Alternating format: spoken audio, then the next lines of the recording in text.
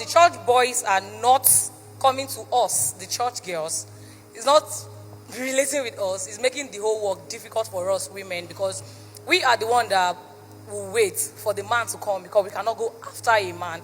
So now we are getting old and like we are aging by the time, and these guys will just come and they have this boldness more than the church guys. I don't know if they smoke those their stuff. They will just, you see a guy of 20 years. Come. Yeah. Come close, come.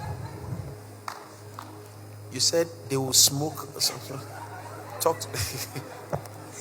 Like, what I'm trying to say is where they get all their boldness from. Like, you see a guy talk to me about where they get to. That's why.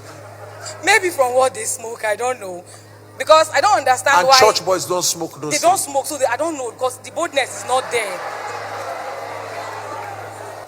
So I don't know why a 20 years old boy, you see a lady like me and he will be like, I like you.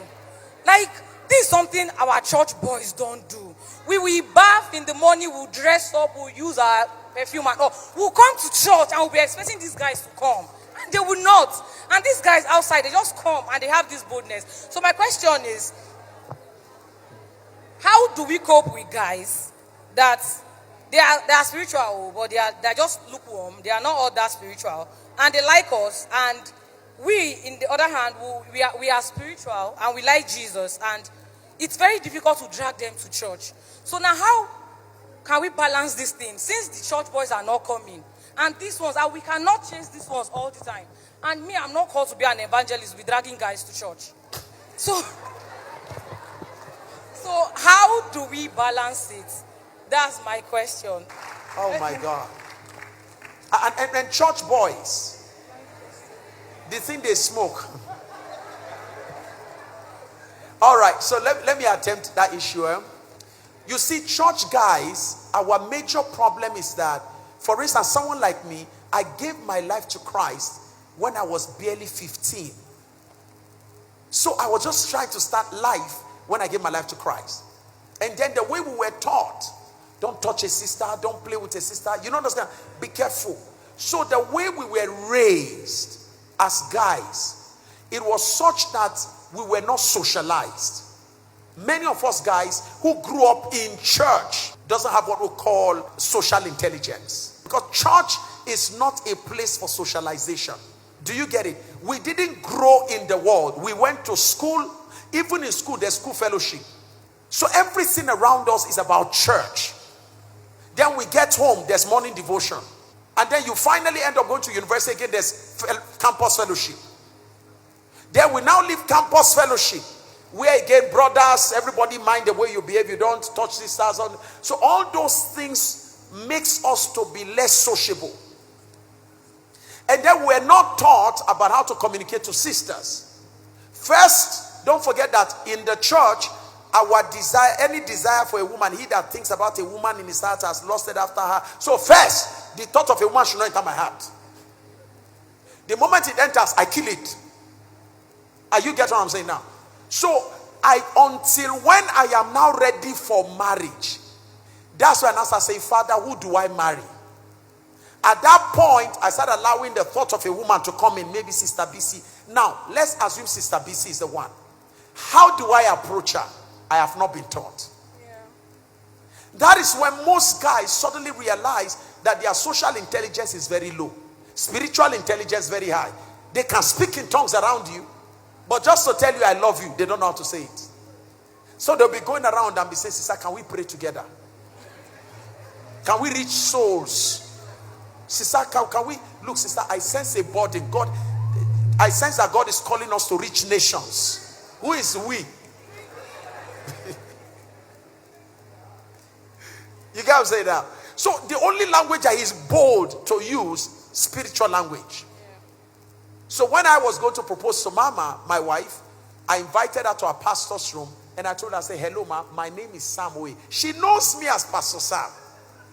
But when I was introducing myself, I said, I am Sam Oye. I said, you know, the first time I saw you, I look at your teeth, your dentitions. What's happening? And then I rounded up by telling her, I'll be so honored if you allow me. I want to tell you that I love you. My wife ran out.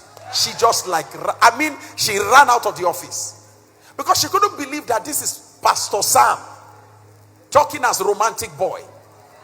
But an average Christian brother, if I pick him up now and I tell him to compose a poem for a woman, he will be telling you about Jesus on his way from Nazareth and Galilee.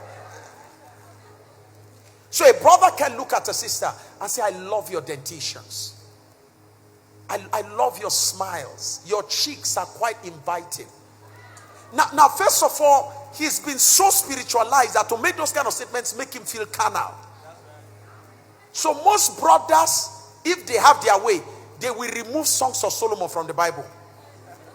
Ask most brothers. Let me ask you, how many brothers here have read Songs of Solomon from chapter 1 to the end? Raise your hand. Raise the proper. Look at that. All the brothers in the house, raise your hands. All the brothers in the house, raise your hand. Raise your hands, really, all brothers. Imagine the numbers. You can see where I'm talking now, man. And Songs of Solomon is a book that shows us the social aspect of a spiritual person. I went out to the streets to seek the one whom my soul loved. What's happening? What is here? So you can see, I have not even started. Somebody is falling in love already. So our brothers need to learn it. Hello, sir. Teach them. Let them read Songs of Solomon. I saw the one that my soul loved. I went through the streets and the guard man will tell me that the one that your soul loved is not here. And I decided to go after her and all of that. The Shulamite woman, her teeth has this, her cheek has row. Imagine how he described her. Her breasts has. How did he see the breast? Her labs are like this. He gave attention. Now, how can a Christian brother give attention without feeling sinful? These are where the contradiction comes in. But the unbeliever is an unbeliever. He's a sinner. That one does not need to imagine. He has